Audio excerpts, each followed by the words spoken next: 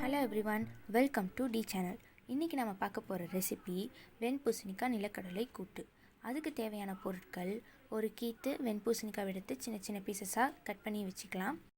Next 1 spoon கொத்தமல்லி, 4 வரமிளகா, கொஞ்சமாக ஜீரக மிளகு, இதெல்லாம் நம்ம வறுத்து வச்சுக்கலாம். அப்புறம் தேவையான அளவு உப்பு, நிலக்கடலை 80 கிராம் வறுத்தது. இப்போ வானலில் 2 ஸ்பூன் ஆயில் சேர்த்துட்டு அதில் கொஞ்சமாக கடுகு போட்டுடலாம். கடுகு நல்லா பொரிஞ்சதுக்கப்புறமா சிறிதளவு கருவேப்பிலை அதில் சேர்த்துக்கலாம். நெக்ஸ்ட்டு நம்ம நறுக்கி வச்ச வெண்பூசணிக்காயையும் அதில் சேர்த்துக்கலாம். சேர்த்துட்டு 1 மினிட்டுக்கு நல்லா வதக்கி விட்டுட்டே இருங்க.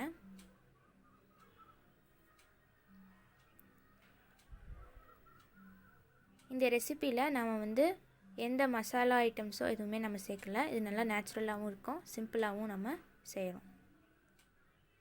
நல்லா வதக்கி விட்டதுக்கப்புறமா இதில் 1 டம்ளர் தண்ணி ஆட் பண்ணிக்கலாம்.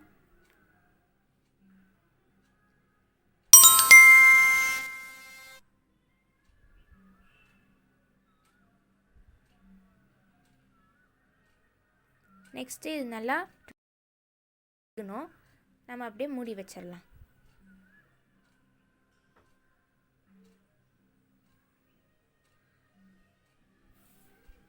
வெண்பூசணிக்காய் நல்லா வேகிறதுக்குள்ளார நம்ம ஏற்கனவே வறுத்து வச்ச கொத்தமல்லி, வரமிளகா, சீரக மிளகு சேர்த்து நல்லா பவுடராக மிக்சியில் வச்சு அரைச்சிக்கலாம்.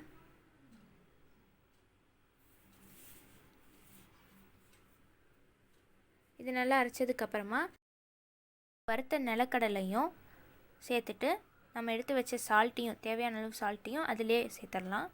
சேர்த்து நல்லா அரைச்சிக்கலாம் பவுடராக. பாருங்கள், இந்த அளவுக்கு அரைச்சா போதும். இப்போ நம்ம எடுத்து பார்க்கலாம். பூசணிக்காய் நல்லா வெந்துருச்சு. இப்போ நம்ம அரைச்சி வச்ச அந்த பவுடர் இதில் நல்லா கொட்டி மிக்ஸ் பண்ணி விடலாம்.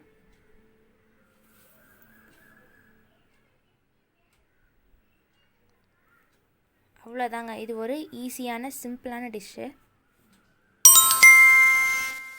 இப்போது இதை கொஞ்ச நேரத்துக்கு நல்லா பரட்டி விட்டுட்டே இருங்க.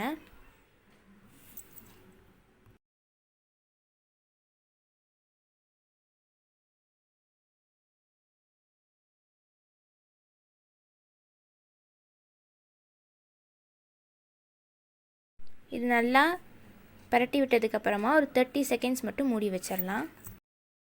செகண்ட்ஸ் ஆயிடுச்சு. இப்போ பாருங்கள், தண்ணிலாம் கொஞ்சம் சுண்டிருக்கு.